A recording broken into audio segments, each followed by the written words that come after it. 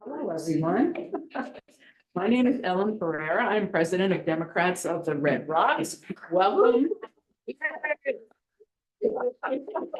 Welcome to everybody. Glad that you're here. If you're a first timer at our breakfast, would you raise your hand? Oh, okay. People, that's great. We'd love to have as many people as possible join us, especially people who are summering in Sedona. And for people who are not summering in Sedona. Thank you. Yeah, well, welcome to everybody, and our mayor is here, Scott Jablow, and our vice mayor, And our county supervisor as well.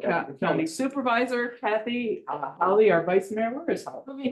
She's right back there. Yeah, so, good, thank you for being here, welcome, we appreciate it. I wanted to just start out because, yesterday we had what's called a liberal ladies lunch. And yesterday was also a corner democracy event, and there were events all over the country honoring Congressman John Lewis. And so for my remarks, I did a bit of research about Congressman Lewis, who is such an icon, such an amazing person. He lived such an incredible life and has been known for so many things. He was a prominent person in the civil rights movement. He advocated for voter registration for all. And he was, I mean, he staged sit-ins, he staged all kinds of marches, things like that, where he put his own personal life at risk. And he was such an amazing, incredible guy. He passed away 5 years ago, yesterday, that was the date, 5 years ago. And so in my reading, I came across more and more things that he said and did that were incredible. But one of the things that came to my attention that I really thought was a fabulous quote was something he said when he was being interviewed by Jonathan Capehart. Yes. Jonathan Capehart asked what he would say to people who feel as though they have already been giving their all, but nothing seems to change. And he said, you must be able and prepared to give until you cannot give anymore. We must use our time and our space on this planet that we call Earth to make a lasting contribution, to leave it a little better than we found it. And now that need is greater than ever before. So he said that, I don't know, maybe 8 years ago. And that still goes today. Things are getting worse and worse and worse. I'm not going to even talk about the headlines because we've had so many defeats and it has been really rough going for all of us, but we can't give up. I mean, what is our choice? We have to keep going, and whatever little bit you can contribute through an indivisible group, through joining DORR, through whatever means, I hope you think about what you can bring to the movement and what your contribution can be. He also said, my philosophy is very simple. When you see something that is not right, not fair, not just, say something, do something, get in good trouble, necessary trouble. Which leads me to what is happening now with ICE and our entire nation, which has been invaded by the military in LA. ICE is all around us, and we hear rumors. Some are really just rumors, and some are true. And we have formed, a group has formed here in Sedona. It's called an Immigration Action Group. They have been doing lots of investigating and training on Know Your Rights. What they have also formed is a subcommittee called a Rapid Response Team. I don't know if you've seen things on social media about what has happened when people stand up to ICE. I mean, these masked guys who are just like cowards that they have to mask their faces. I saw one video where they came into a car wash and there's this poor guy that they're after. They want to take him. He can't speak English.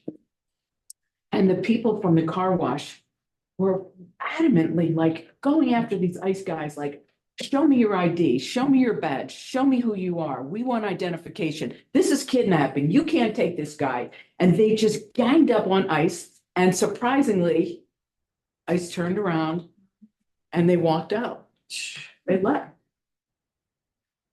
So this rapid response team is going to be people who can show up when they get a text or an email and be there, not necessarily to confront ICE, with, I don't know. We're going to get training. It's important that you just don't have people that show up or they bring a gun or something, who knows? We need to be trained. If you would like to be part of this rapid response team, which means you might get a call or a text that says, ICE is over there at Tres Amigos, or ICE is here at the Courtyard Marriott.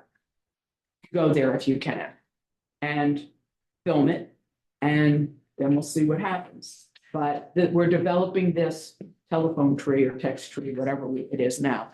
Toby Friedman, our wonderful Toby Friedman, has a sign-up sheet. And if anybody would like to be part of that, or just be part of the immigration group to do research or to be in contact with ACLU or things like that, just let it be known that you're willing to help in that area, because this is brutal and cruel and a travesty and not American, and ICE is not welcome here.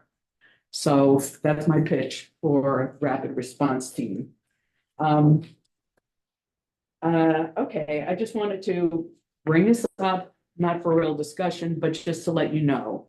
There was a Zoom meeting on Wednesday evening for state committee members, and there are over 700 throughout the state committee members of the Democratic Party of Arizona.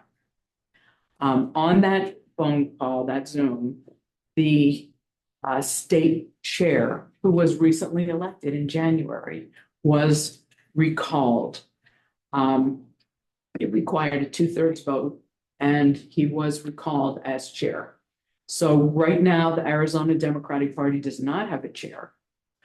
Just FYI, one of the main reasons he was recalled was because the state elected officials did not have confidence in him. It started off early on, shortly after he was elected, and the officials, we call them the electeds, that would be our 2 senators, our governor, attorney general, and secretary of state, had no confidence that Robert Branscombe could run the party correctly and well, and they had a lot of reservations. And what they did, which is kind of interesting, they decided to do sort of an end run around the Arizona Democratic Party. And they have formed something called the Copper Victory Fund, and it is being run out of Navajo County. And they will put money and resources and what's called the coordinated campaign, which is the biggest misnomer I've ever heard, because these campaigns, anybody who's worked with them before, they're not coordinated. But anyway, the coordinated campaign will now run out of Navajo County, which is kind of interesting. What this does to the Arizona Democratic Party, not sure. A new chair will be elected in September. There is an acting chair now, but it's not in good shape. It's not the way you want to go into a big election year next year, but nonetheless, that's the way it is. And so I just thought I would mention this to you guys so that you know what's going on.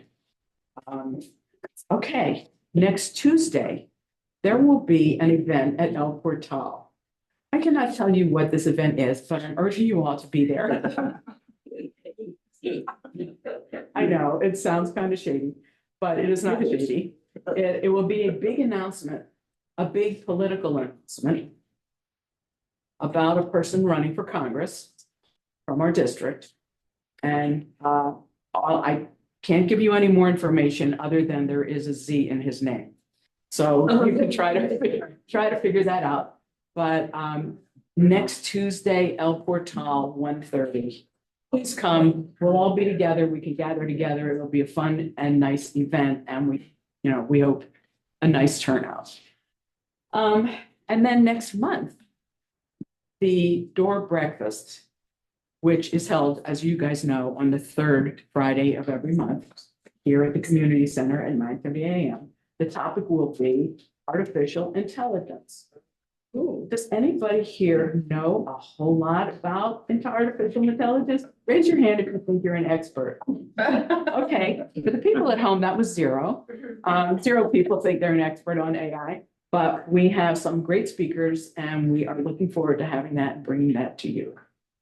So today the plan is our wonderful supervisor, Nikki Check, is here with her son, Ryan, who is a fixture at every political gathering. Ryan could probably be elected to something on his own, but he's making the rounds and he is there. So Nikki Check is here with us to tell us about being a supervisor in Yavapai County, being the only Democratic supervisor in Yavapai County. As you know, DORR did quite a bit of work, as did our mayor, to ensure that Nikki would be elected. And it was not a close primary, but it was a very close election. And so Nikki has now gotten, 7 months of experience under her belt. And so she's here to tell us about what it's like to be a supervisor, what surprised her, what she expected, what kind of reception you've gotten with the other supervisors, and the issues that you have been working on. So once Nikki speaks, we'll take some questions. Brian has an important meeting after this, and so they cannot say that. But Teaching AI. he probably could do better than I do. So without further ado, Supervisor Nikki Check. Well, thanks for having me. You know, it's easy to bring Ryan to these things because I earnestly feel like this is kind of a family gathering after the amount of energy that DORR put into my election. We really became close. And, you know, as mentioned, I think I won by 229 votes in the general election. I won by a landslide in the primary against incumbent Donna Michaels, but I learned she actually won only by 179 votes. And so it is a swing district. I do believe that it leans very slightly Democratic, but you really have to capture that moderate portion of the county, which is easy for me because I'm a moderate. And so yeah, it was just an amazing race. I think we're starting to recover a little bit now from running 2 full-on races in 2024. And, you know, one of the things that was for the Republicans that supported me, you know, one of the questions that they had was, well, how effective are you going to be on a board with 4 other Republicans? And I have great news there. We have just been a wonderfully coordinated board. There were several upsets, I think, in the other races that occurred. And so, you know, what I see right now in our board, which is at this moment is 4 out of 5 new supervisors, because James Gregory was elected and then stepped off to take a chief of police position in Williams. And so Dee Jenkins started filling in for him in April. She's the only one of us that has to run a race. So she has to, if it's within 14 months and a supervisor steps down, they have to run in the next election. So she'll be in the 2026 election. Anyways, we've got 5 supervisors who really, I believe, are there for the right reasons. And there's so much nonpartisan work at the county level that you just need people who are there for the right reasons. You know, meaning that they don't have special agendas, they don't have special interest driving them, they don't have personal interest driving them. They're really there for the process and the procedure and to truly represent the constituency. And what that has meant for our you know, board as a whole is that we show up to every meeting fresh. There's nothing stuck in anybody's craw. There's, we can disagree on the dais all we want to, and on the next issue, it's a fresh start. And so it's been very respectful. We've got great rapport, and I see that we truly desire to support one another unless, we come up with a conflict with something. So it's just been a highly productive board. One of the very first things that we did was to rewrite our board's policies and procedures, how we carry out our meetings. And there were some important changes in that. I partnered with Vice Chair Brooks Compton, he's kind of my policy and procedure guy. I end up working with different supervisors on different topics. He and I worked to make sure that the chair of the board couldn't block any items from going on the agenda. If you think about our board of supervisors, we have 5 districts, so we have 1 supervisor that represents each district. If a chair who's in that position for a year can block things from being agendized, various districts cannot receive representation for a length of time. And so we saw that as a big problem. So now if 2 members want to discuss a topic, it can get agendized without the chair's approval. So there's little things like that to just make sure that our process and procedure is really reflective of the principles that our nation was founded on. And that's really that if you're going to tax somebody, you need representation there. And the county does collect property taxes. And so, I feel like my job is really to make sure that the county's work is reflective of the values of our constituents broadly. And, one thing that I mentioned a lot during the campaign and continues to be, a focus for me, so it's very easy for our district to get overlooked. Geographically, we're pretty far away from the county seat, which is Prescott. And we're sort of the middle class of the county, if you will, in that we'll never be rural enough to really, have the sob stories of why we deserve some of our property tax dollars back. And Sedona, it has a pretty high property value. So we're seen as like, oh, they can take care of themselves. There's money over there. But, that's not true, especially for the folks who work here at the community center. They see the people in need, regularly. So I'm really working hard to make sure that District 3 gets their fair share, an equitable return on our tax investment, which is difficult to do. I did confirm that District 3 brings in the most property tax dollars. We bring in about $71 million for the county every year. Next is District 4, which includes Williamson Valley, all those beautiful ranchettes out there, and they're at 58 million. Oh. I think the District 2, which is Camp Verde and Southern Yavapai, is 45 million. And then even with the Baghdad mine included, District 1 brings in 48 million. So we definitely contribute a lot, and I'm not looking to get dollar for dollar back there, but we need to really work to make any returns come our way. So that's been a focus, and I've been successful already in that effort. I was so boisterous during our budget retreat that they made a budget committee and put me as chair of it at the end of it.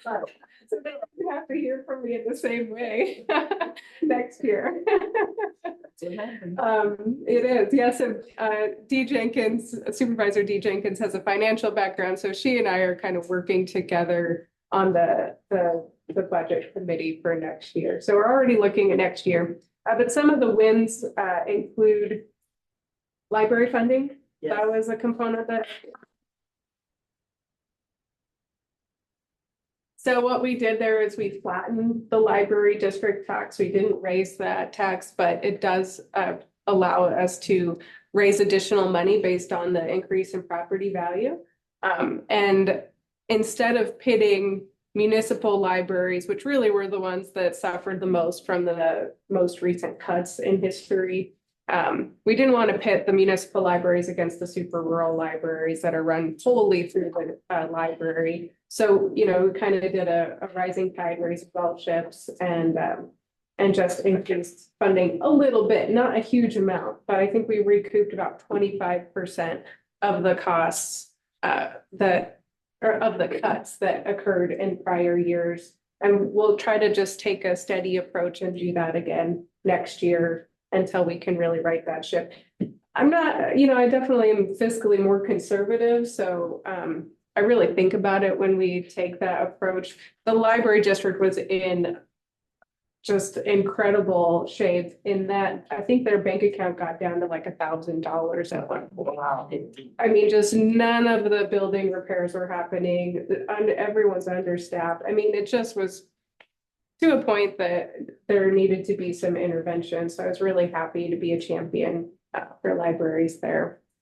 And then we also got $10,000 allocated to each of the NACOG Meals on Wheels centers, including the community center here and the Birdie Place.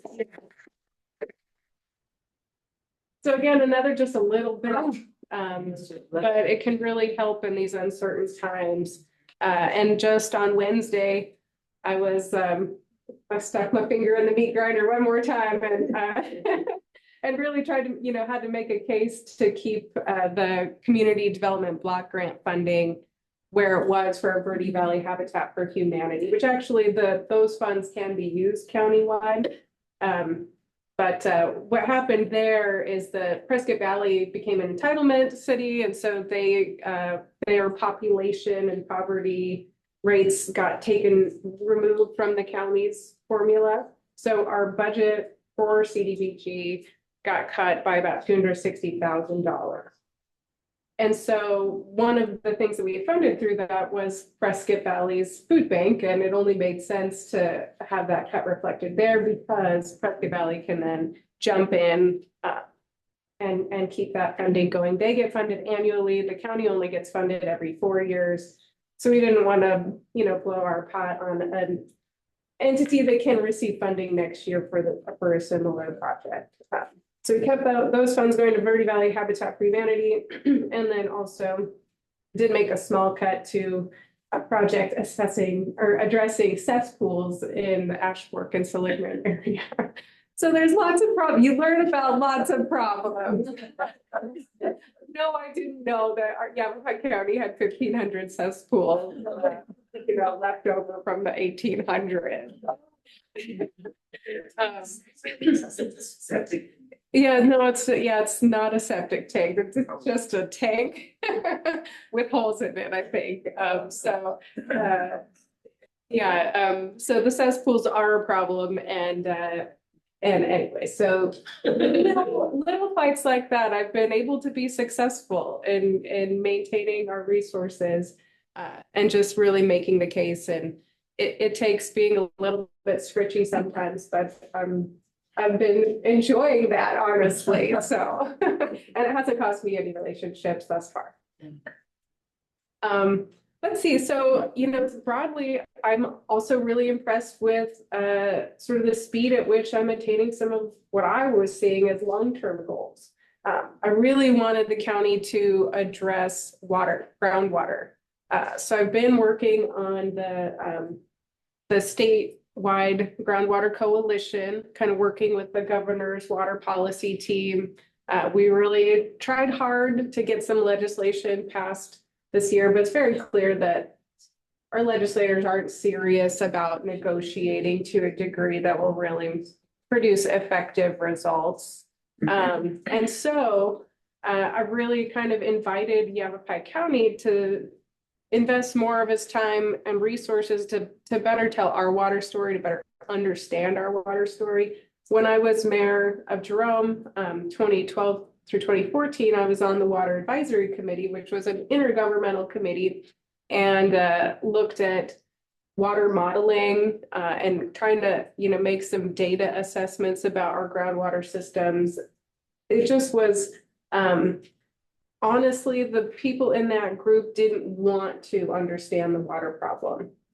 And they weren't being made to deal with it by the state. And so that wasn't a very productive group and they disbanded in 2014. And there's been no local effort to really address our groundwater management system since. But times have changed. Our governor has funded the Department of Water Resources. They finally stopped advocating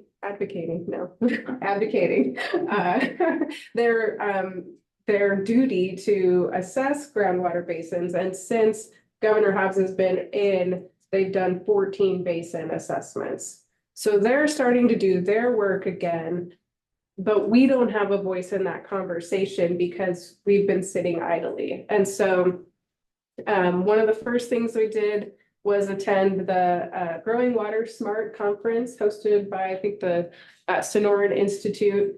And there were several members from the county there, including our county manager and some of our directors. We made a plan to bring this intergovernmental group back together. And instead of just talking about water, we also wanted to add open space to that conversation. So we just applied for a $25,000 grant to kind of bring some structure to this thought, and the board was fully supportive. And so if we don't get that grant, I know that we'll find another way to continue this conversation. It's really important right now. So for those who don't know, the state technically is the manager of all groundwater in Arizona. Nobody owns it. No one has really a true right to it. So it's been dicey for counties to kind of insert themselves in that discussion. But aside from truly managing groundwater, we do have some other tools that we can use, and that's where open space comes in. Because the land use on a parcel of land can directly impact, groundwater use. So that's a lens that is perfectly legal for the county to look through, and we're going to be really leveraging that. It's an exciting time because in the next 2.5 years, we'll be carrying out our zoning ordinance update. And my hope is that this collective intergovernmental group can put together an open space plan that will get integrated into our zoning ordinance update. Why that's important doesn't really have to do with taking, privately owned parcels already and making them into open space, although that's certainly, part of the conversation. But the big ticket here is a discussion with the state land trust department. Because in the upper Verde, in the Big Chino Aquifer, in that watershed, in that basin, you have a lot of state land that is available for development. Essentially, all you have to do to develop those parcels is petition the state land trust department and get approval. I mean, for example, the land in between the Catholic Church and Mingus and Cornville Avenues there was recently petitioned. So I imagine that parcel of state trust land will go up for auction and become developed. And those proceeds go to fund our school system. And so that's a really important need. And so we've already been engaged at the federal level with trying to protect the upper Verde River, doing conservation easements and trading parcels with the Forest Service and this and that. But we haven't had that conversation with the state land trust department. And so that was one of the things I mentioned to Governor Hobbs when she visited us at the county was if we come up with this agreed upon open space plan, can you open the door to have a productive conversation with the state land trust department? One of the priorities in that work truly is making sure that the upper Verde River doesn't go dry.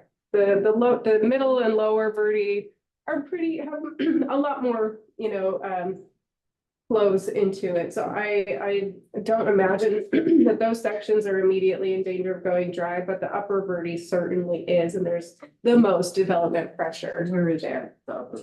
So it's split between districts 3 and 4. So if you've ever been out to Perkinsville, that's the upper Verde with that historic bridge right there.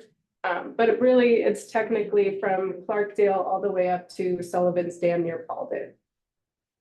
And I think it's something like maybe 10 CFS cubic feet per second away from going dry in the hottest part of the year. So it's really fragile. Also been working hard to get it designated as a wild and scenic river, but that's going really slowly.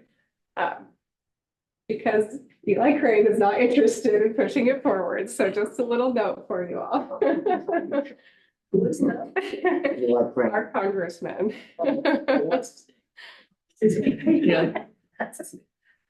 Yeah, so I mean, that was something I didn't know, if the county at large would be really receptive to working on. And I've been very pleasantly surprised that my other supervisors that I'm working with really see the heart of the issue. In fact, Supervisor Cucugno, as District 4 takes in that Paulden area, he lives in an area that has a private water company, and that private water company's been unable to fulfill their service requirements in the heat of summer. So they have had massive surcharges so that they can, truck water in. And, sometimes he turns on the tap and he's not sure that he's going to get something out of it. And so things are getting to that place where it's clear we need to sort of go beyond our limited view of what our parameters are and have true leadership on the issue. So, yeah. Can I ask a question? I don't understand how we could allow someone like Texas Instruments, not being against the company, but they are big water users. And I don't understand how we could bring that into Arizona, to say nothing of the schools, but let's just start with the water. How does that work? Do we have enough water to supply a company like Texas Instruments and their high water demands? I mean, that's a great question. And that's, Yavapai County doesn't. I mean, it's not coming into Yavapai County, right? It would be Maricopa County. No, but it's water. Water is for everyone, It is, and yet the truth of it is Maricopa County has a lot of tools in their toolbox. They've got really dynamic water portfolios and billions of dollars of infrastructure delivering Colorado River water, Salt River water, Verde River water to, they have more to work with than we do. But I think that's a really important discussion. I certainly hope water will be addressed in the context of AI, because they need to cool here's the real deal with AI. For me, it's not so much about what it's going to do. Certainly it's a capable piece of technology that could be instrumental, but what does it really cost? And my understanding is that in the next 5 years, our energy requirements are predicted to be multiplied by a factor of 5. So all of you guys who bought those compact fluorescent light bulbs and you've been, conserving your way to try to keep our energy use broadly here. And now it's going to here. It's like, well, who agreed to this, and is this really what we need to move our civilization forward? I mean, the United States is a leader, and I think our voice really matters on that topic. And having just a discussion about what AI can do without really understanding what it's going to cost is really, we need to be having those conversations. So AI is associated with data centers, so they sometimes don't pair those two together, but AI works off of large quantities of data. And so you need data centers in order to make AI work, and data centers take a lot of power, and they also need to be cooled because those electronics are sensitive to heat. And so whether they're air cooled or water cooled, those are important questions. And they're not all the same. I just went back to Philadelphia for the National Association of Counties meeting and heard from the data center guy from Google. So now I know about this much, just enough to help the ignorance. But yeah, that's definitely a conversation that's happening on a large scale. So I'm glad you're tackling it here. Here's the other thing I've really become invested in. I'm surprised by this. This wasn't on my radar as something that I was going to invest a lot of time in, and that is public lands. I just got the hunch that that was going to be of interest. Yavapai County has 50% of our land base is in federally held public lands, mostly Forest Service, but also Bureau of Land Management, BLM. And then another 25% is held in state land trust. So we only have 25% of our land is privately owned, and but that's actually a pretty high amount, and compared to many counties in the West, there are some of like 93% federal lands. So in March, I joined the Public Lands Committee with NACO, so that national conversation. I serve with Coconino County Supervisor Patrice Horseman, and also Woody Klein from Gila County is our Arizona contingency there.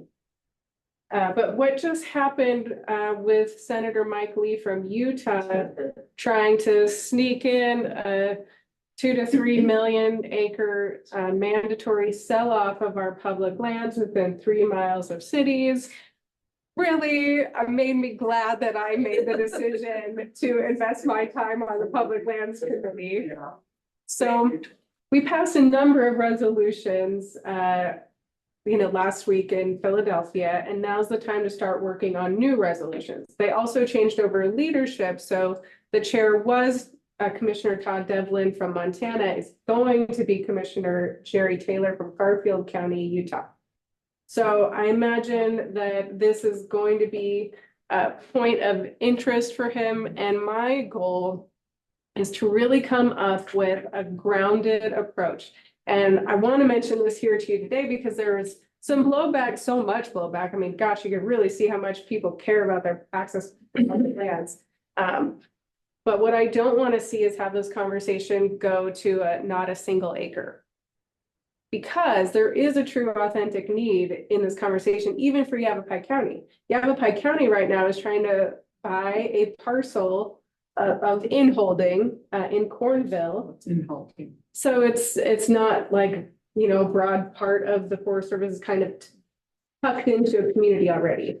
So against Oak Creek in Cornville, next to the windmill park that's already there, the county's trying to buy that piece of property. Well, we've been trying to buy that piece of property for at least 10 years, and the bureaucracy there is really, really difficult to move through. I think we're getting somewhere in that conversation.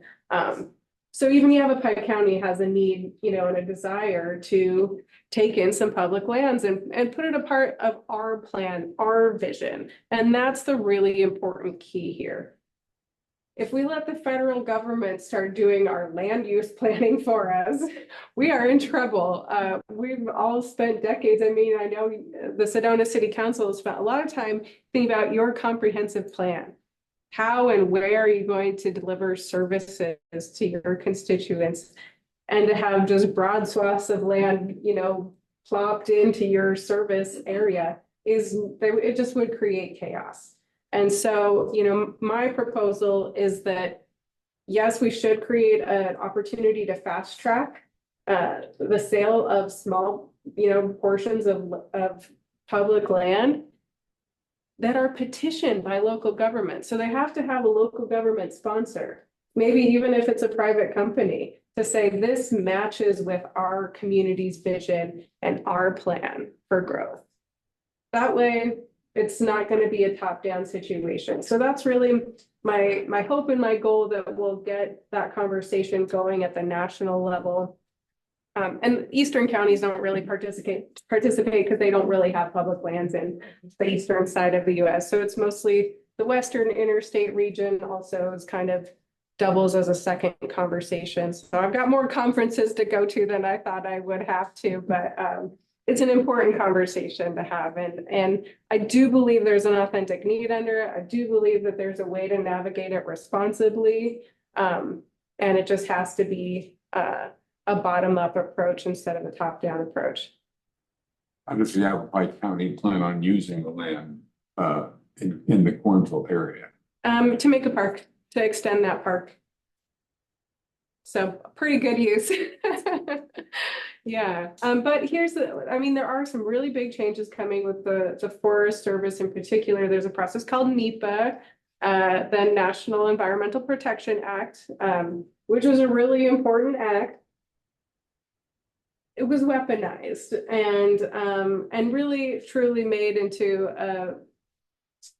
a bureaucratic process that is very frustrating. Like I said, we've been 10 years now trying to get this piece of land in the county hands and have been unable to.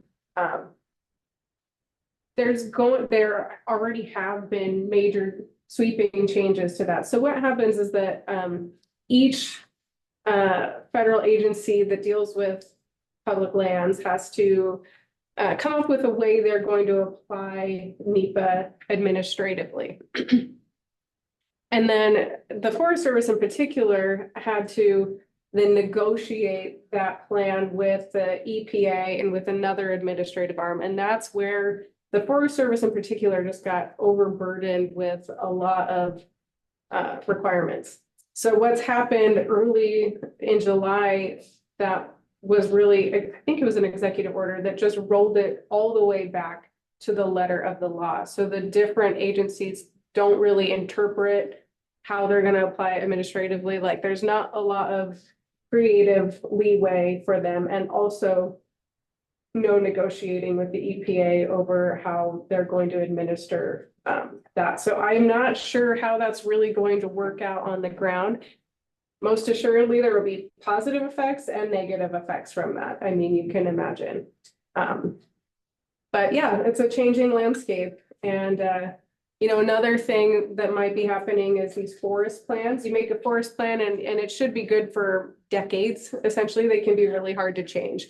And there's an effort to get, you know, those to be more flexible and changeable, which again, will have positive and negative impacts. So I just feel it's really important for me to spend my time in this conversation because I just know how important our recreation economy is for Sedona, for the whole county, not to mention the quality of life that our public lands really bring to each of us as individuals. How am I doing on time?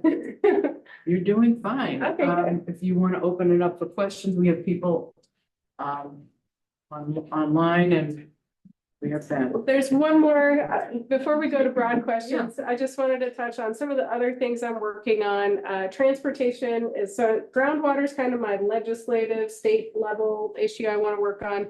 Public lands is my focus for the federal level. And then on the local level, on the ground, I'm focused on transportation. So for that reason, I am the chair of the Verde Valley Transportation Organization. We're in the middle of the Verde Valley Master Transportation Plan update, as Sedona City Councilors know, since you guys are part and parcel of that. I've changed that format so that in each of our Verde Valley Transportation Planning Organization, VVTPO meetings, instead of just having updates, we're going to focus those conversations towards each community. We'll have an opportunity to talk through their transportation needs, which I think is really great because that means on the day that Sedona gets to talk about Sedona, they can invite more of their staff to have that broader, more informed conversation. So we're not wasting staff time going to each meeting all the time and really having a focused conversation. So we'll have an opportunity to talk through each of the community's transportation needs in 2025. The transportation plan should be complete in the middle of 2026. So early 2026, we'll talk through our priorities. And the purpose, I mean, it's always great to have a master transportation plan, but really what comes from this is that the top priority projects can then get a partial design. And they'll get up to 10% design, and then we can shop that out and look for funding to get those projects actually built. So it's more than just a plan. It really can help turn into infrastructure for the Verde Valley. So that's an important focus for me. It's led me also to be the Board of Supervisors representative for NACOG, which is kind of the facilitator for that master transportation plan. So I also sit on the transportation policy committee and was recently added to the NACOG executive committee. So NACOG is the Northern Arizona Council of Governments, and they are responsible for dispersing some federal funding like Meals on Wheels, home weatherization, which I think got axed. I'm pretty sure it did. transportation and a number of other things. So, yeah, all right, questions, Ben? But can you tell us the boundaries of your district? And Yes. also, I know you have a presence here. What kind of outreach are you doing in other communities? Yeah, thank you for that question. So the district starts in the north end of Yavapai County boundary, takes in Perkinsville, Jerome, Clarkdale, Cottonwood, Birdie Villages, Quail Springs. It ends at the Jones Ford dealership roundabout. They're on the 260. I can tell you exactly what my boundaries are. It's Tissau Road. So I take in Birdie Santa Fe up to Tissau Road, and the other side of Tissau Road is District 2. District 2 then also takes in the land on the east side of 89A in between Cottonwood and Sedona, but I have the west side of that, so the Catholic Church and whatnots in District 3 over there. So then Sedona and wraps around to include the village of Oak Creek, but not Rimrock or Lower Cornville or Page Springs. And your outreach? So I've done one town hall in Cottonwood and was really impressed with the turnout there. Mayor Jablo attended actually. I think maybe Kathy did too. It was packed. It was a good show. Yeah, like 60 people. We kind of maxed out the room, which was really encouraging. Twice. Getting a room. And so, you know, what I was going for in that town hall was to invite the community to really talk to the people who are the administrators, you know, the directors of these programs that impact you. So had the public works director there, development services director, we had our captain from YCSO, the sheriff's office, and a number of other, you know, folks there. We also talked about the zoning ordinance update with Roger Eastman. So I have more of those planned. The next one I'm doing is September 10th in the village of Oak Creek. And so the focus is there. We're also in the middle of a rural master services plan, or rural services master plan, sorry. And so that's going to be included in the discussion there, kind of what services do you need in each community, because they're each so unique. For example, Village of Oak Creek uses a lot of search and rescue. That's, you know, not happening in Yarnell. And so it's an opportunity to just think through the uniqueness of each community. We'll have some updates there, zoning ordinance update, and then a discussion about the transmission line and all that sort of went into that and kind of what's on ahead of us and how to sort of further mitigate fire risk, which was a major concern for people in that community. So that'll be September 10th, and I'm looking to do one in unincorporated Cottonwood in October, and then next on the list will be planning a time in Sedona. So, and you know, my schedule is busy. I try to be in Prescott on Mondays so I can meet with our county manager and our county council and public works director and all those folks. Tuesdays, I try to be in my Cottonwood office to take meetings from anybody who wants to meet with me. So Tuesdays are kind of my constituent days. Sometimes I'll travel to people, but if you ever feel like dropping by or making a quick appointment, that is the easiest day to catch me. Wednesdays, I'm here and there, you know, in Prescott sometimes for board meetings, here sometimes for board meetings. We switch we have got 2 meetings a month without special meetings. And so the first Wednesday of the month, we have our board meeting in Prescott. Second Wednesday is in our Cottonwood complex. Thursday, sometimes I go to the NACOG meeting in Flagstaff, or our County Supervisors Association meetings are in Phoenix. And then Friday, I try to, you know, give my assistant a break and not come into the office so she can catch up on everything I've dumped on her plate, you know. Yeah, so I do keep really busy. And that is another piece of surprise, I think, is like how much business comes across the county dais.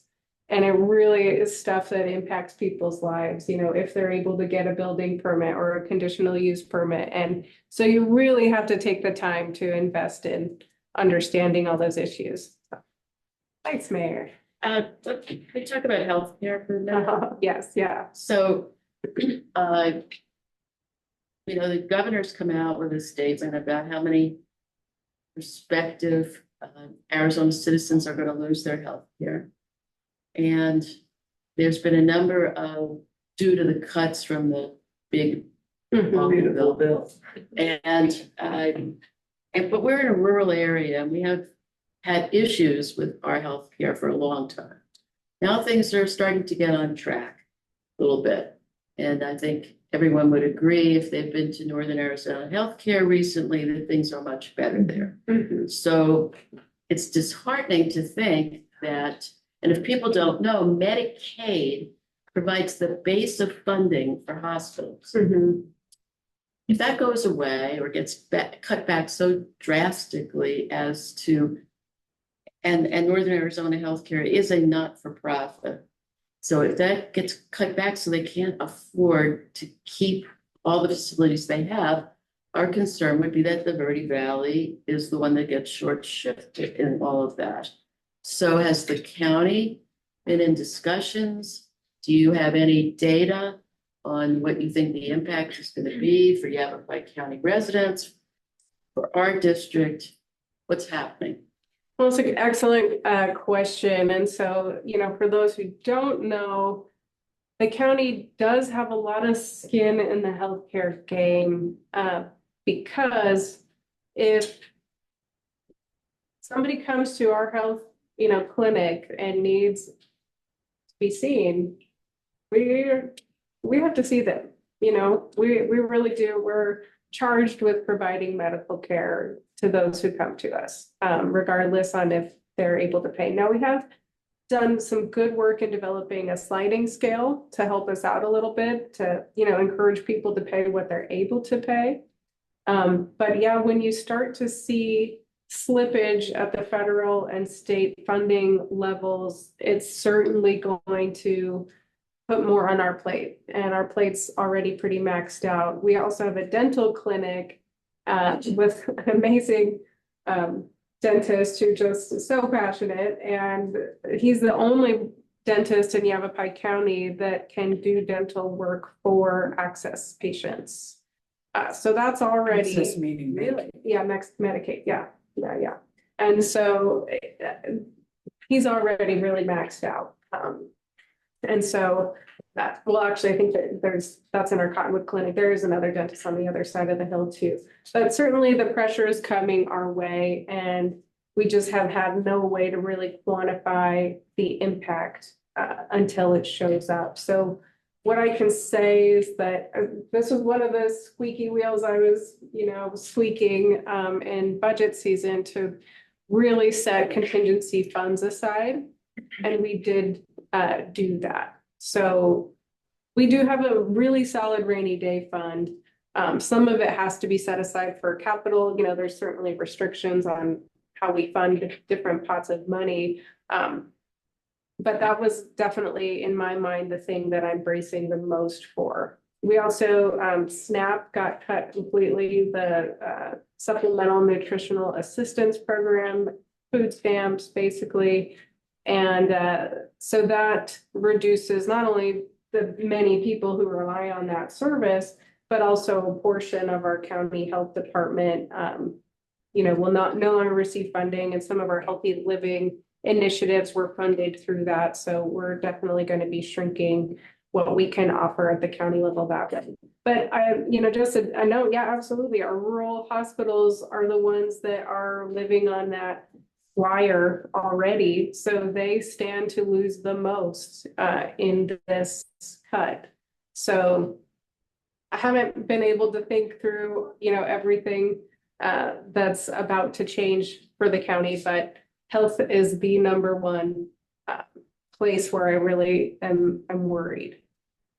So thanks for bringing that up. It's great to hear that you're working so collaboratively with your other supervisors. Yeah. I'm wondering, however, whether there are issues that are specific to our district, like what's happening to funding of Yavapai County College, and whether that's been a source of discussion or controversy. It has not been a source of controversy yet. I speak my mind pretty freely, and so I have voiced that opinion, and beyond just the inequitable funding situation that's happened at Yavapai College for the Verde Valley, and I think Supervisor Jenkins really shares that concern. Their policy and procedures, I mean, I really, if I were a lawyer, I think they really have some work to do to get back to the spirit of the law. Meaning, if they want to have a line item on your property tax bill, they truly have to be representing constituents and how they spend those dollars. So the Yavapai College Governing Board, I don't believe, is doing a very good job of making sure that they are informed and aware and engaged enough in the budget decisions that are going on at Yavapai College. They're having, major issues, but the number one call to action on that is to really make it a competitive election. No, I don't think anyone in this room has probably seen a Yavapai College Governing Board member on their ballot in any recent history. And that's because if you don't have a contested election, the school superintendent makes those appointments. And you want to know who's cultivating those appointments? It's not the community, it's the college. And so we need to really get that back to being a position, an elected position that is beholden to its constituency and not to the college administration. So that's just a fundamental thing that needs to happen. And it starts with having a competitive election. So Toby Payne's been honestly really great. He has been, sticking his finger in the grinder, I say, trying to bring some awareness to some of those issues. But I don't think he has the energy to want to do it a whole lot longer. And so I'd love to see somebody step up to that plate for District 3. I'd love to see somebody step up to that plate for District 2. And I don't think the other districts really understand our perspective. I think they're still sort of accepting the line that we're just being babies about it because we didn't get the money that we wanted. It's much, much deeper than that. And so there's lots more conversations to be had, but the most important thing is that you elect a body that can have a set of policies and procedures that keeps public comment available in their meetings, that keeps the in-person meetings available. Right now, you can neither attend nor comment on a governing board meeting. Really? Yes. That's interesting. I didn't know that. So I'm keeping tabs on that. I'm a policy procedure kind of person. So that's the thing that bothers me the most is how they're conducting their meetings. It's just not in the spirit of the law. Shelley, do you have anybody online that has a question? Yes, I do. I'm going to start with William David. Are you still on? You can unmute yourself. I am, thank you. Okay, you can ask your question. Yeah, so I typed it in the notes. Hello, Nikki. So I'm one of those non-elected folks you just referred to in a sense, in that Steve King recently appointed me to be on the Mingus Unit School Board. Okay. And I've been there since April 24th, and I kind of the Lone Ranger. It's basically a 4-1 board. And as I mentioned in my note here, there are certainly agendas at play, special agendas, member-specific constituencies, and conflicts of interest. And I'm very outspoken, probably equal or more so than you. As evidenced by last night, I'm sure I'll be in the Verity Independent this week. But having said that, I'm really looking for opportunities to network, find colleagues more broadly that I can address with issues, since I am non-elected, but I'm there through the end of 2026.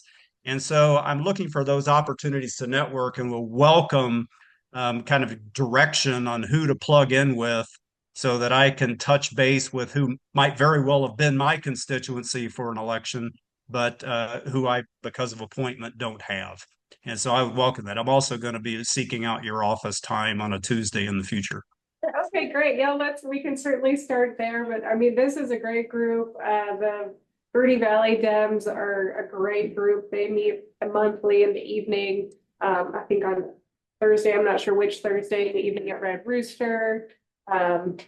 there's a lot of great folks and I can sort of look through my campaign notes to see which groups I reached out to, but Rotary, there's just a lot there. So I'd love to sit down and give you that list.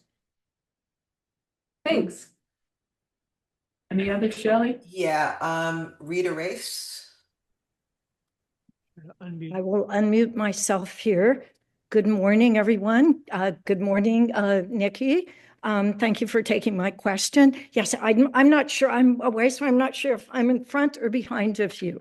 So my question relates to the APS power line project immediately adjacent to the village. So as you know, I and others met with you in a meeting with the Forest Service in mid-June, where they announced their decision to allow APS, which is the state's largest utility, to move forward with building 2.5 miles of high voltage power line on 65-foot tall poles immediately adjacent to the village in a wind corridor. Sedona is only 3 miles downwind. Wind comes right out of the south through that corridor. As I think you're aware, villagers are unanimously opposed to this project being built above ground, as well as any Sedonans that I've discussed it with or heard their opinion of. So due to the new increase in wildfire risk that it poses to the area, impacting homeowners' insurance rates or the ability to have insurance, as well as the very real risk for a wildfire that could carry straight into Sedona. So APS still has a choice here. They can still put this project underground. My question to you is, what is your position regarding this project? And would you, it's two-part, apologies there, but the first one is, what is your position? And would you be willing to take a leading role to meet with APS decision makers and other elected leaders to work with APS and ask them to put this critical segment of power line underground for the safety of the communities of the village of Oak Creek and Sedona? Thank you. Okay, yeah. Well, so this is an issue I've been following since I was campaigning. I've, had some long conversations with Mark Matusich, I think that's how you say his name, and a couple of others. I attended the community meeting that drew about 200 individuals in the VOC. The real tragedy, well, maybe that's too big a word, but it was really unfortunate that the Forest Service was under strict orders not to attend meetings, and they chose not to show up.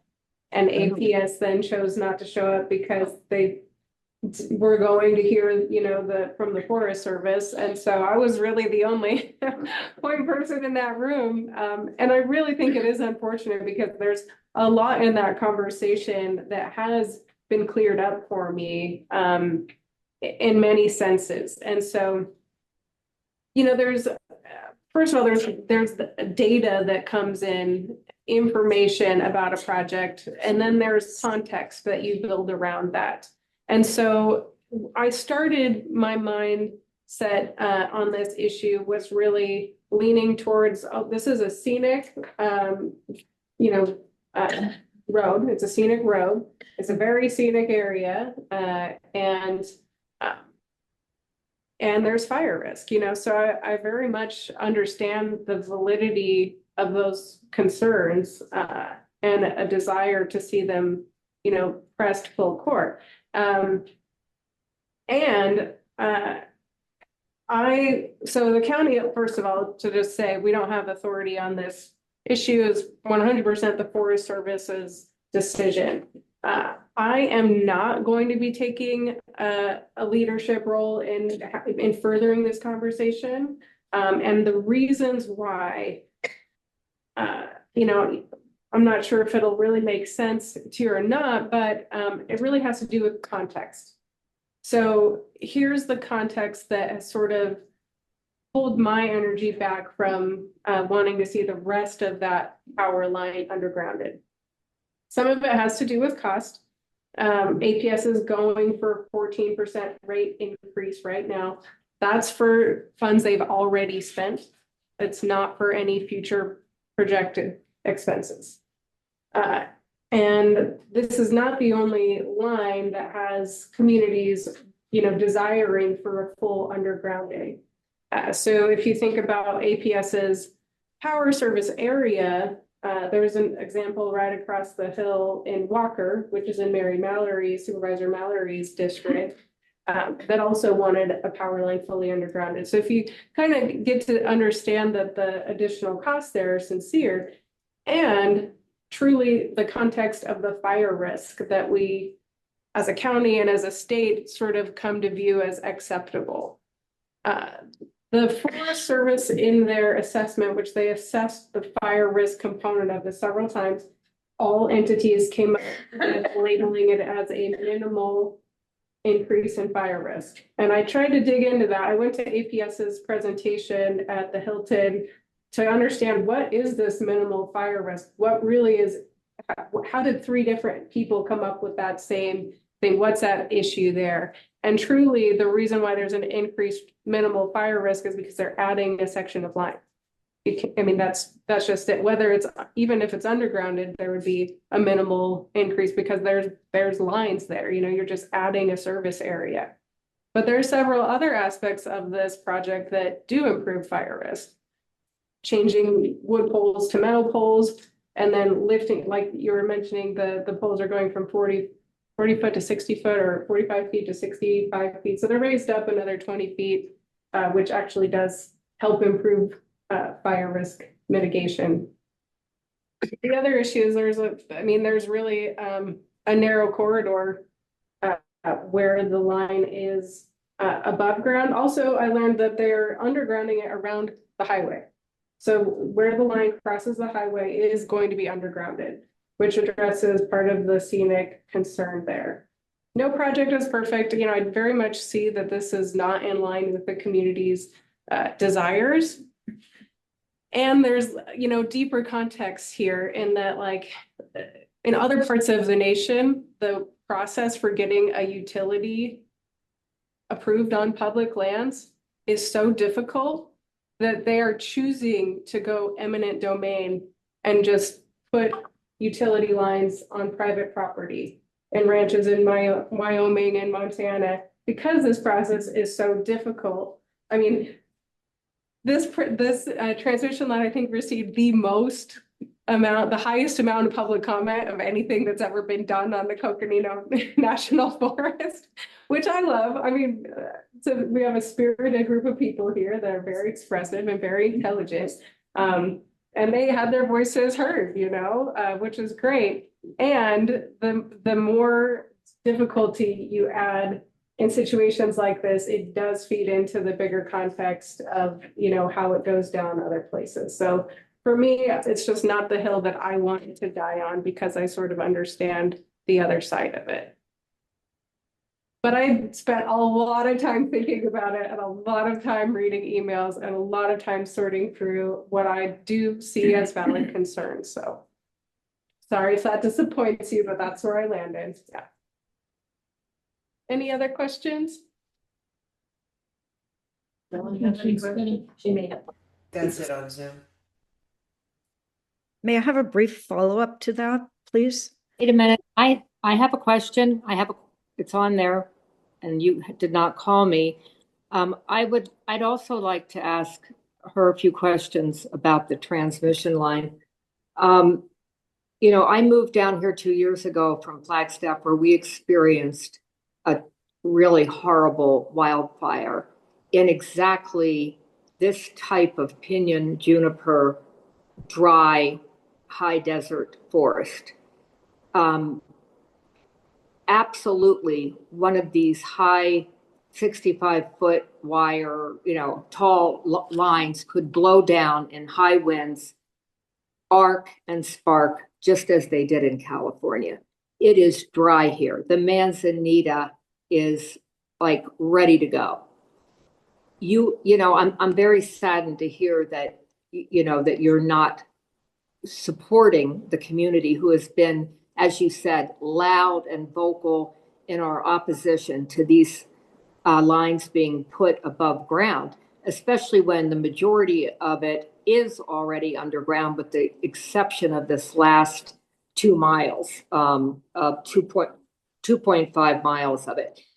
APS claims that putting the power line next to the VOC would cost an additional 15.7 million by undergrounding it, and that amounts to only 3 cents per month for each APS customer over the 30-year life of the project. 3 cents a month per customer to possibly prevent a fire. A fire can't arc and a line can't arc and spark and fall to the ground if it's under the ground. And this last section of it is going through super residential, right by residential area and right into Sedona, not to mention that it is an all-American scenic road. That without even saying that. So what I want to know is, how do you feel that it is fair to distribute this cost of 3 cents per month for over 30 years across all 1.4 million APS customers for a project that completely eliminates a new wildfire threat to the VOC in Sedona, because the line would be underground? Well, I mean, that would be a question for the Corporation Commission that has to approve APS's rate increases. I'm not sure they'll get that 14% rate increase. I mean, the Corporation Commission did come out in opposition to undergrounding the line in Walker, which is in Ponderosa Pine Forest. You know what I mean? So again, there's a context piece where I can come up and wave a flag, but I don't believe I will be successful on this issue.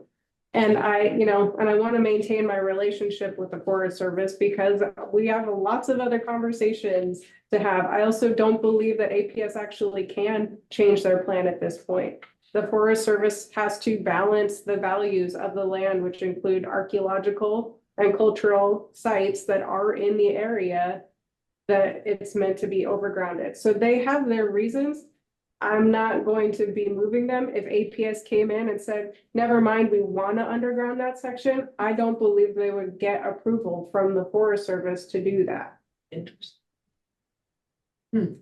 So Okay. I know it's a tough one, and I'm here for it. I love these robust conversations. And I do want to, ensure that I really have listened, and we'll continue to listen if you have more to say on it. So I'm wondering if the more we see these fires like the one on the North Rim, if maybe they will change their minds about the magnitude of the issue that they're dealing with. Yeah. Maybe they'll come around. well, and I do believe that project is going to happen as planned, and there's still more conversation to be had about how do we still improve our fire risk and mitigate fire risk. And so that's the conversation I want to open on September 10th in my town hall, because the Forest Service does have a plan to work on some fire breaks south of VOC, acknowledging that wind corridor. And, there's productive conversations to be had about how to further secure that community with the power line moving forward. So, yeah. If county supervisors are public representatives, can you tell me, or tell all of us, what the rationale is for not allowing public input at the meeting? Oh, you mean the Yavapai board, the college board? Actually, the Board of Supervisors also went through a period of not allowing public comment prior to my election. And the reasoning, it started during COVID. Maybe there was a public safety aspect to it, but truly what I came to understand is that there were people who had a lot of mind to speak, and they wanted 3 minutes every meeting, and there was kind of a line out the door sort of situation. And the chair at the time just decided that they didn't want to hear from the public, that it was, a state of emergency, and they had to just move forward making executive decisions. It's those states of emergencies, you really do have to watch how procedure changes, because sometimes it doesn't change back. And I think that's what you see with the college. I don't believe they have a good reason at this point not to, but there could be something I don't know for certain, but I think it's a really valid question to ask. Okay. Anything else for Nikki? Thank you, Nikki. Thank you.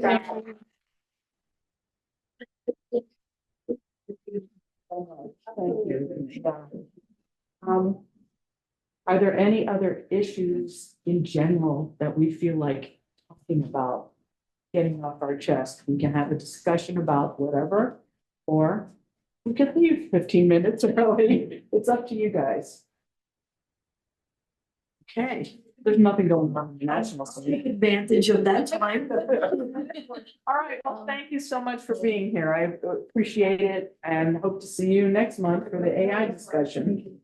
So, if I could take advantage of that time that you said, just to talk about housing again. Oh, yes, I thought you meant let's all go. No. All right. I mean, Bye-bye. Okay, come on up here because the people at home can't see. That's risk for camera. Stand right by that. Sorry, came from the gym. So some of you have heard me speak about this, probably last month at the meeting. Some of you may have been the ladies heard me speak about this yesterday. But it bears saying over and over and over until we get some help with this, okay? So housing has been such a heartfelt issue in our community, the lack of housing. It's been at the top of the agenda for the past city council, the current city council, to try to address some of this. It's a regional issue. We have this opportunity with the cultural park, now known as Western Gateway, formerly Cultural Park, planning process to try to come up with a robust plan that meets the needs of so many different aspects of our community, from housing to open space preservation, trail access, recreation facilities, cultural facilities. All of this can be included. There are 40+ acres down there, and we're going through this big master planning process. But there are people out there who actually are calling into question and actually giving misinformation about the planning process. The process is about halfway, just over halfway complete. What is the planning process? It's input. It's input from all of you. It's a community process to get your input via the website, through written comment, through emails, through public meetings that have taken place, more to come, through the Planning and Zoning Commission review and through the City Council review. We need you to be a voice in that process. I'm urging people to please come out to meetings of the City Council. Our meetings on Tuesdays have a public comment session, unlike the Yavapai College Board, have a public comment session where you can sign in and speak for up to 3 minutes. Doesn't have to be agendized on anything your heart desires. Use that time. Please come and say, if you want to see housing as part of the plan for development in that area, you need to make sure that that stays in front, because housing foes, yes, there are people they're opposed to housing in any way, shape, or form, including workforce housing, including senior housing, which a lot of us are getting closer to. All of this in a petition that's being brought forth by private interests to say that they want to take file an initiative that would prevent the city from zoning appropriately for something that would allow all the uses that I enumerated: cultural, recreation, open space housing. They want to limit what can be done there so that housing could not be a part of it. It would actually create a financial albatross for the city. It would mean having to maintain the structure that is there and not really useful. It would mean that we could not use this land to fit the needs that we have identified for decades in the city as a primary need, and not just the city, but in the region. And this is a regional issue, because this is housing that could help all the workers that are living outside of the Sedona area that come in. You're leaving your tax dollars here in Sedona. If you live in Cornville and Cottonwood and Camp Verde, wherever you live in the area, Flagstaff, and you come to Sedona, you're leaving your tax dollars here. You're helping the economy here, right? But the workers can't afford to live here. And we need to be a part of the solution, not a continuing part of the problem. If housing is going to be a part of that, there needs to be support for housing. You need to come out and be a voice in that, or send an email into the City Council. There's a contact all form on the city's website where you can, all you have to say is a simple message of, I want my voice heard in this planning process, and I want to make sure that housing is a part of anything that goes in there. The council needs to know, the city planning professionals need to know that this is what the community wants. Those that are foes of housing because they fear that there could be affordable housing, or that somebody of a lower income level, could be living here in Sedona, that is the fear, and they want to keep housing out. That is it. That is clear. It's in the words that they have chosen to put in their initiative, prohibit residential use of any form. That's a pretty clear agenda. I mean, that's not, a spin, right? So they're out there and they're misinforming people. They have this petition that they're trying to bring forward. We question that the petition is even a legal process to do this, because you cannot zone by initiative in a municipality. That is not a way, something that can be done. When the same parties had the Safe Place to Park to stop that referendum, that was a legal referendum because it was against an action that we had taken. This initiative to zone by initiative is not a legal action. So there's going to be a whole question that's probably going to go to a very expensive lawsuit and have impact. But know that they're out there, know that they're circulating misinformation. You're going to be asked to sign, know what you're signing, tell your neighbors and friends who know all of you are involved so they come to you for advice. Please know the facts so that you can give them the correct information. Urge people to know what you're signing, whatever it is, whenever it is. Be aware of what you're signing on something. And please do make your voice heard on this issue if you want housing to be a part of this robust planning effort that can happen down there. Yes, you had a question, Cynthia. Yeah, first of all, I want to say I'm on board with you 100%. Of course, I'm seeing all these arguments on next door. Great place to go. Anyway, the big thing that keeps coming up that I'm unsure about is the cost to develop on that land, because it's all bedrock. Because one of the big arguments keeps being it's going to be way too expensive and it can't be affordable housing because developers won't be able to afford to develop it with the difficulty of the terrain and the elevations and everything else.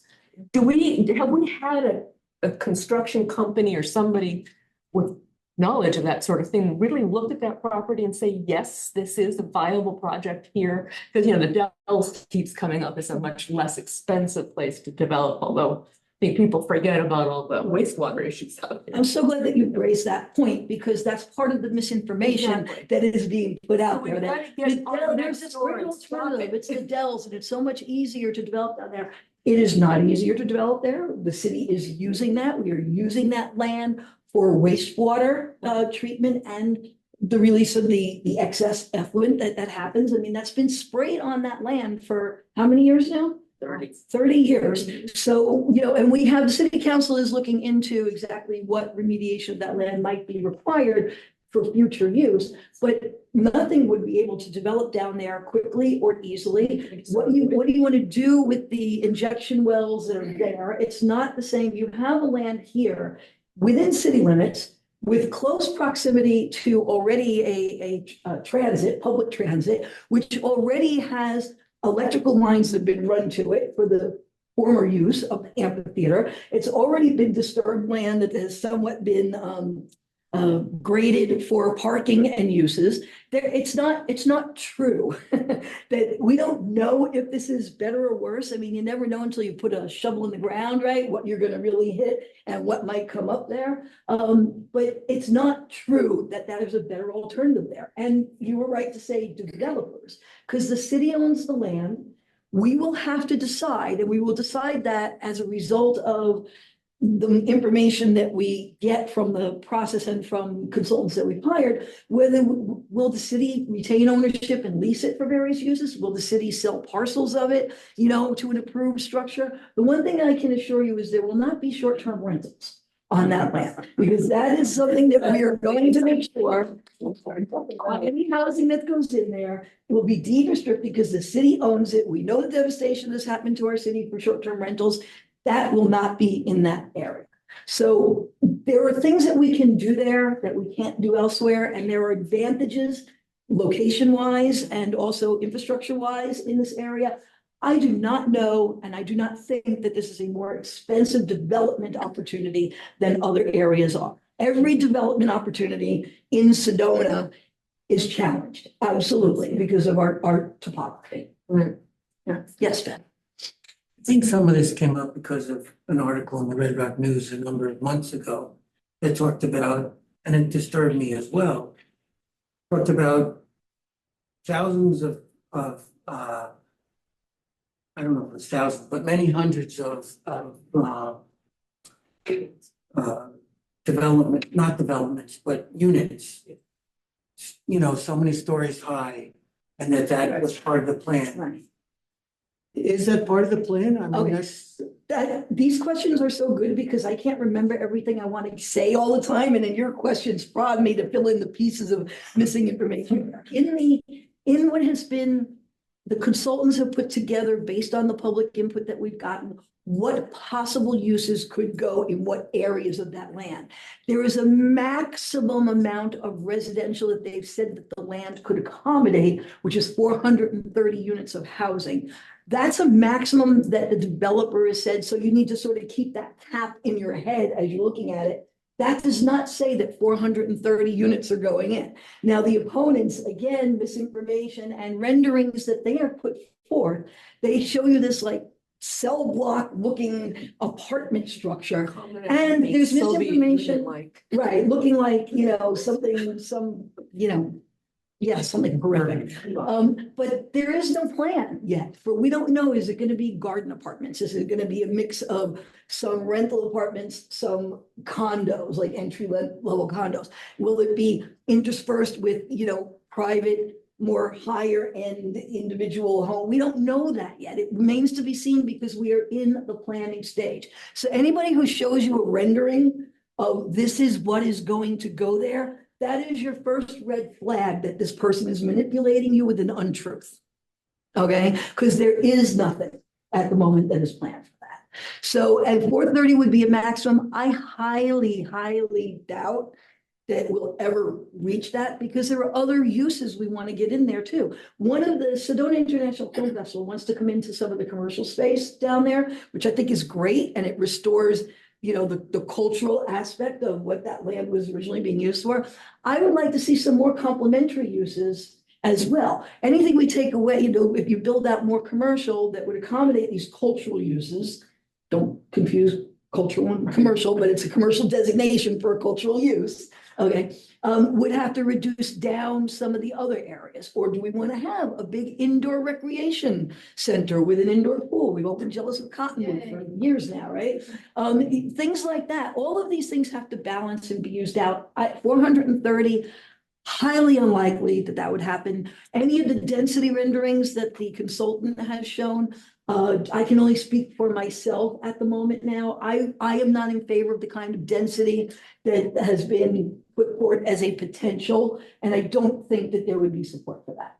So, and again, it depends on what everybody says. I mean, it's your plan. It's your plan, but you have to make your voice heard if you want it to be your plan. If your voice isn't heard, it's not your plan.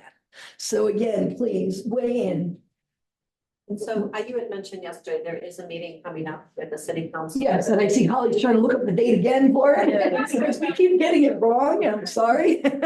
It is, I believe, August 13th. It is. No. Okay, we're all, see, what did I tell you? We did this September. It's in September. It's the first meeting in September, It's the Wednesday. but I'm not sure. That's what I had trying to look up. Oh, sorry. So there's no percentage at this point of how much is going to be housing and what is going to be non-housing? There is what has happened and why there's confusion about that is that the consultant, which again, the foes are saying, the developer has put this forward. There is no developer. Again, please write this down in blood, quote me wherever you want. There is no developer. The plan that is out there is the city's consultant to say what kind of things could be used in what sections to see what we could give us a framework overall to start looking at it. And your exact question again was which? I would like to have more community. Yeah. In non-housing. I mean, housing. All of this is in play. But. All of this is in play. Okay. All of it is in play because there is no developer. Okay. And I'd like to encourage the counselors to continue to push back online. I noticed Jessica Williams often comes on and, I can't pronounce his name, Bob. Derek Bob. He often comes on and he posted something really excellent that linked to the city, information I did about post a link this. to the FAQ page, but other than that, I myself choose not to get involved in the back and forth because it spirals out of control. You cannot keep up with it. But if you and- get the lies, somebody's gotta be correct. And we try to do that, and that's why I post without comment. Here's the link to the FAQ page. Here's the fact. Jessica is in a unique position at the moment because she is not on council anymore. She has, first of all, a little bit more time, good for her, but she has the knowledge, great for her, and she's very good at this, excellent for her. So she's in a unique position to be able to combat some of that. But if we get into that, we're in a back and forth. So, you know, I hear you. we each treat that a little differently. Derek has a little more stomach for it than I do. Yeah. Would it help if we contact the Red Rock News? I think they should give counselors a regular spot to defend yourself against these untruths out there. And it's just not happening, and I know it's not the council's fault. So the council used to have, there's a city talk column that appears in your Red Rock News every so often. If you notice, they're all penned by staff. Council used to be able to use that platform to submit information, and the Red Rock News editor decided that no, that since we are elected officials, we do not deserve that bully pulpit, and any information coming from the city needs to come from city staff, and has removed that vehicle from us and does not allow us to. Also, we've been told indirectly that our letters would not be welcomed as letters to the editor because it's a bully pulpit and we would have to submit in a different way. So the Red Rock News is not open to a lot of communication from council unless it is in one prescribed way that they have made available to us, which is not something that's actually readily available and it would only appear sporadically. How about democratic perspective? We've been on the radio, and I know that Mayor Jallow with Councilor Dunn and Jessica was on there as well as a member of the public, speaking about this just on democratic perspectives. And we get on there so often, but it's got a very wide range of, you know, the actually broadcast area is very wide, and it's not of interest to a lot of people out of the area, and I don't know how great the listenership is within our direct area. I'm a big fan of the program. I just think it doesn't reach a lot of our people as much as I wish it would. Yes. So have you thought about, I don't do Nextdoor, I find them too disruptive, you know, sort of emotionally. LinkedIn and Facebook, there's a way to communicate as well. Mhm. And to, you know. The city has a Facebook page and has posted on there. So yeah, try to use that platform. I do find, who would have thought you'd say this, but I find Facebook a much more civilized society than Nextdoor. The Nextdoor thing, yes. Well, thank you for the time. Thank you. Please, write the council, come to the meetings. Thank you. Okay, thank you, everybody, for coming. See you next month.